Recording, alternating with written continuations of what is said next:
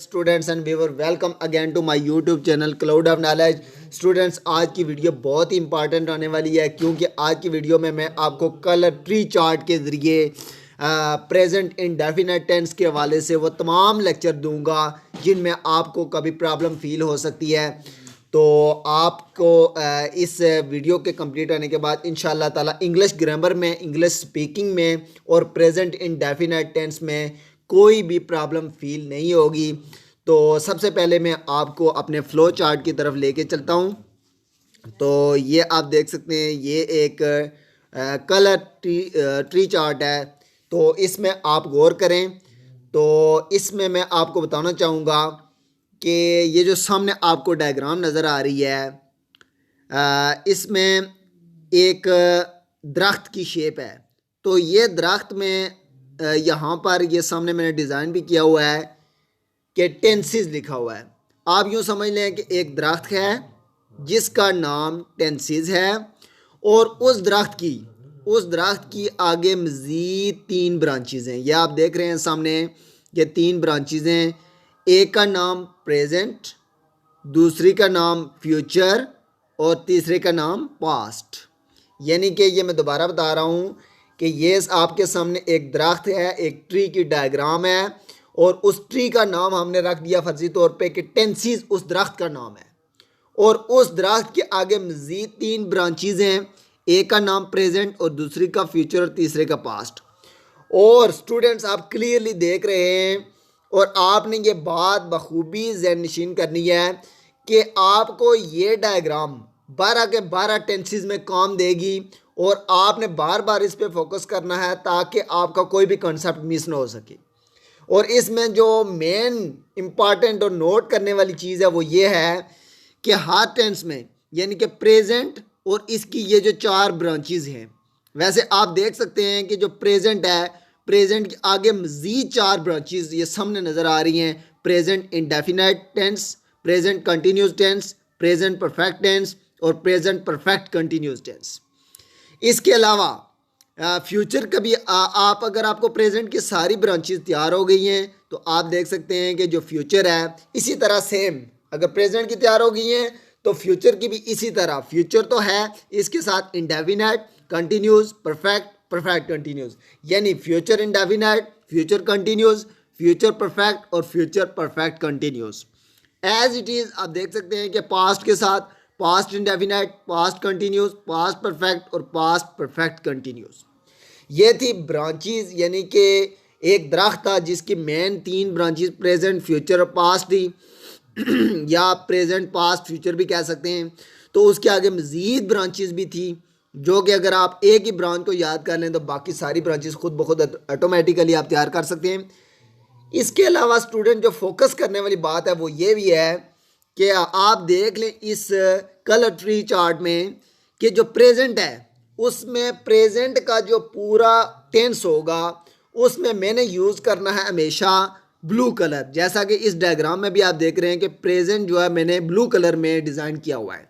इसी तरह पास्ट जहाँ पर भी आएगा तो पास्ट में मैं यूज़ करूँगा हमेशा रेड कलर। जैसे आप सामने देख रहे हैं पास्ट जो है वो हमेशा रेड कलर में नज़र आ रहा है।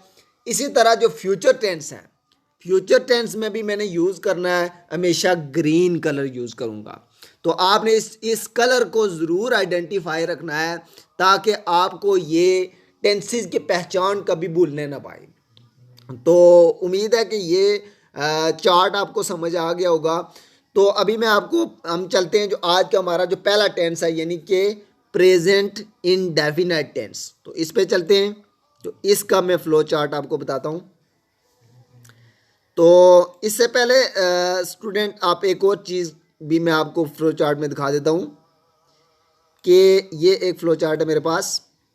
तो इस पे आप ज़रा आते हैं।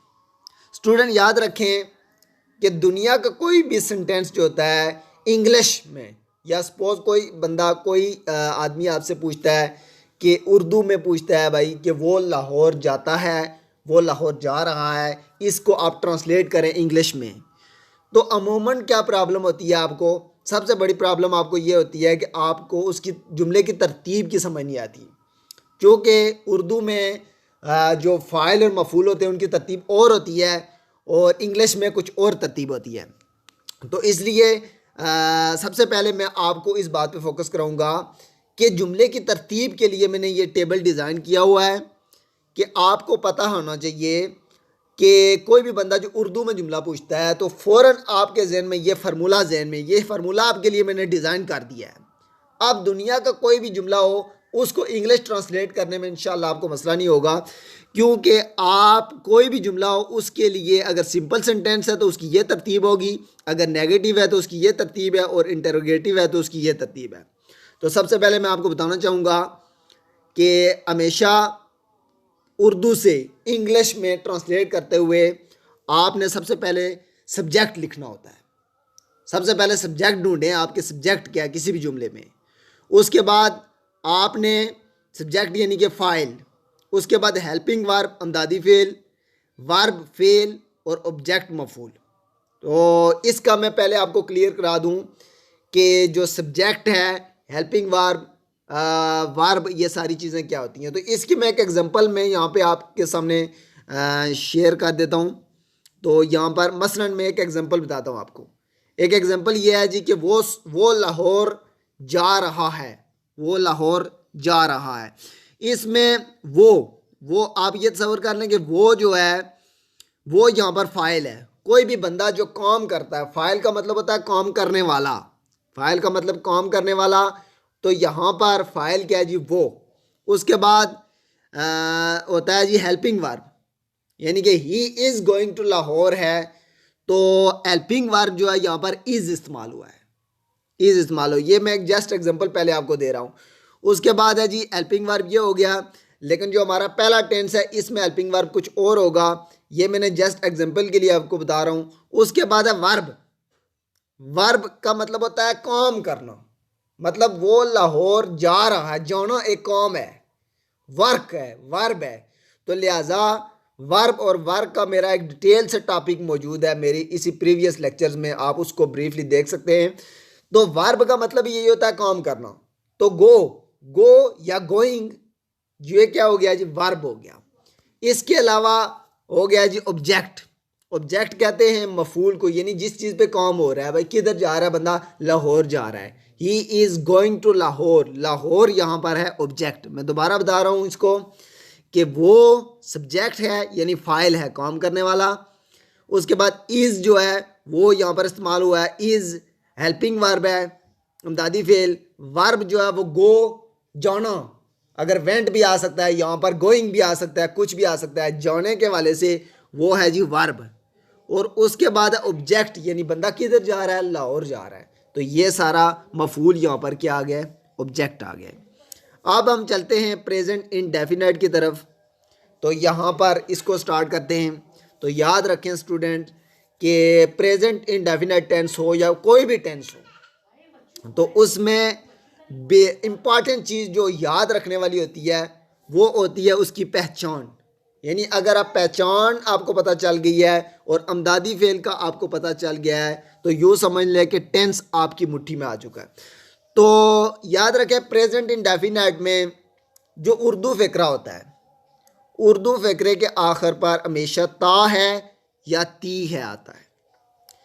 तो अब ता है या ती है आपने इस्तेमाल करना। और अगर यहाँ पर जमा आए, यानी कि ये भी हो सकता है कि वो स्कूल जाते हैं, ये भी हो सकता है। तो ते हैं अगर आ रहा है तो उसमें जो अमदादी फेल इस्तेमाल होता है वो सादा जुमलों में इस्तेमाल नहीं होता है। ये भी आपने याद रखना है कि प्रेजेंट इंडेफिनाइट में सिंपल सेंटेंस में मैं आगे बताऊंगा आपको कि डू डज इस्तेमाल नहीं होता है, अमदादी फेल इस्तेमाल नहीं होता है।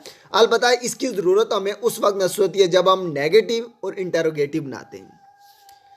तो मैं यहाँ पे अभी आपको फ़्लो चार्ट यानी वाइट बोर्ड की तरफ लेके चलता हूँ, तो आपकी कुछ एग्जांपल शेयर करता हूँ तो आपको मज़ीद समझ आ जाएगी। तो हम चलते हैं जी अपने वाइट बोर्ड की तरफ। ये आप वाइट बोर्ड देख लें, ये इसमें यहाँ पर देखें आप, मसलन यह है जी कि वो, पहले एग्जांपल लेते हैं हम कि वो ये थोड़ा मैक्सिमाइज कर लेता हूँ मैं इसको। वो लाहौर जाता है। ये अब देखें, हमने इसको ट्रांसलेट करना है। और एक और बात ये भी है कि ये यहाँ पर दोबारा मैं वो फ्लो चार्ट आपको दोबारा दिखा देता हूँ। इसको इधर ही यहाँ पे मैक्सिमाइज करते हैं। तो ये फ्लो चार्ट मैं दोबारा आपको दिखा देता हूँ। ये आप देख सकते हैं। ये अब इसमें देखें, मसलन मैंने उधर लिखा हुआ है कि वो लाहौर जाता है। तो इसमें सबसे पहले वो की इंग्लिश क्या होगी? वो एक सब्जेक्ट है, इसकी इंग्लिश होगी ही। और उसके बाद है जी हेल्पिंग वर्ब आता है। लेकिन यही चीज़ मैं आपको बता रहा हूँ कि प्रेजेंट इंडेफिनाइट के जो सिंपल सेंटेंस होते हैं उसमें ये जो हेल्पिंग वर्ब है आपने इसको निकाल देना है, ये यूज़ नहीं करना है। प्रेजेंट इंडेफिनाइट के जो सिंपल सेंटेंसेस हैं उसमें हेल्पिंग वर्ब इस्तेमाल नहीं होता है। अलबत्ता आपने डायरेक्ट क्या करना है? वर्ब यूज़ करनी है और ऑब्जेक्ट यूज़ करना है। प्रेजेंट इंडेफिनाइट के सिंपल सेंटेंस में मैं दोबारा बता रहा हूँ कि सब्जेक्ट, उसके बाद वर्ब आ जाना है। आपने हेल्पिंग वर्ब सिंपल सेंटेंस में कभी यूज़ नहीं करना है। उसके बाद वर्ब, उसके बाद ऑब्जेक्ट यूज़ करना है। तो चलते हैं वाइट बोर्ड की तरफ दोबारा। तो ये देख लें कि वो लाहौर जाता है। अब इसमें इसको हमने ट्रांसलेट करना है जी, इंग्लिश में ट्रांसलेट करना है। तो इसकी ट्रांसलेशन होगी he goes to Lahore. He goes to Lahore. अब इसमें देख लें कि इस सेंटेंस में किसी जगह पर भी आपको जो है वो हेल्पिंग वर्ब यूज़ हुआ नज़र नहीं आ रहा है। वो की इंग्लिश होगी ही, उसके बाद लाहौर, लाहौर जाता है, गोज़। और एक और चीज़ इंपॉर्टेंट जो मैं आपको बताने जा रहा हूँ कि प्रेजेंट इंडेफिनाइट में जब भी हम यहाँ पर, आप मैं इसको हाईलाइट कर रहा हूँ, ये सॉरी ये हाईलाइट हो गया है। ये ही गोज़ टू लाहौर या वो लाहौर जाता है। अगर जुमले पे गौर करें तो पता चल रहा है कि एक ही बंदा लाहौर जाता है, एक ही बंदा जा रहा है। तो याद रखें, वाहिद नाउन हो, सिंगल आदमी हो, single person, he, she, it या कोई भी सिंगल आदमी हो, तो उसके साथ जब हम वर्ब इस्तेमाल करेंगे, वर्ब, ये दूसरे नंबर पे वर्ब है, इसको मैं हाईलाइट कर देता हूँ। ये जो वर्ब है, इस वर्ब के आखिर पे, ये मैं यहाँ पे एरो का साइन यहाँ पे मैं रख रहा हूँ, ये देख रहे हैं आप कि गो है, फॉर एग्जाम्पल गो है, तो आखिरी लफ्ज क्या है जी? ओ, गो, यानी गो, जी ओ, गो है तो ओ आ रहा है। अब याद रखें, अगर पहली फॉर्म यानी कि इधर पीछे क्या होना चाहिए? फर्स्ट पर्सन होना चाहिए, यानी ही, शी, इट या कोई वाहिद नाउन होना चाहिए। अगर वो आ रहा है और उसके बाद दूसरी कंडीशन ये है कि गो यानी कि पहली फॉर्म के साथ ओ, डबल एस, एक्स या एस एच अगर आ रहा है तो हमेशा आपने पहली फॉर्म के साथ ई एस का इजाफा कर देना है। ये ई एस आपको नजर आ रहा है तो आपने ई एस का इजाफा कर देना है। तो यहाँ पे गोज क्यों आ गया है, ये मैं दोबारा बता रहा हूँ। यहाँ पे गोज इसलिए आ गया है कि पीछे फर्स्ट पर्सन था, इसलिए यहाँ पे गोज आ गया है। तो मैं आपको थोड़ी सी एग्जांपल चेंज करके देता हूँ। मसलन यहाँ पर ऐसे भी हो सकता है कि वो लाहौर जाते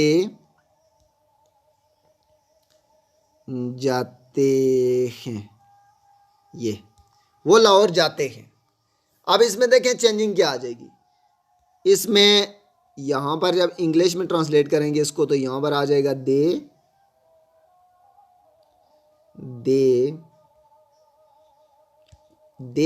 अब देखें स्टूडेंट, आपने गौर करना है और कोई चेंजिंग नहीं होगी क्योंकि यहाँ पे बहुत से बंदे जा रहे हैं।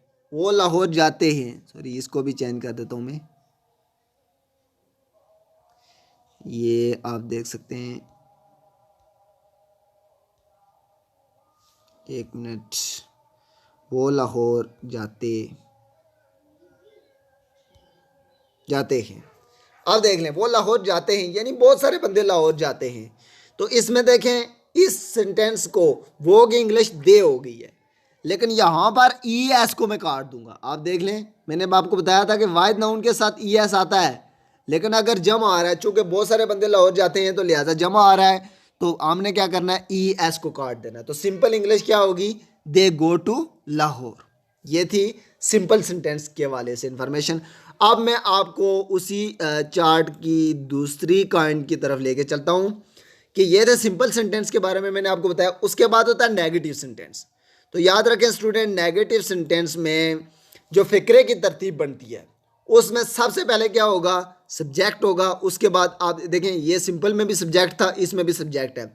उसके बाद हेल्पिंग वर्ब आता है, लेकिन हेल्पिंग वर्ब चूँकि हम प्रेजेंट इंडेफिनिट में इस्तेमाल नहीं करते हैं, लेकिन नेगेटिव में इस्तेमाल करेंगे, ये याद रखना है आपने। नेगेटिव में क्या होगा, सबसे पहले ये तरतीब होगी, सब्जेक्ट, उसके बाद हेल्पिंग वर्ब, उसके बाद नॉट, उसके बाद वर्ब और उसके बाद ऑब्जेक्ट।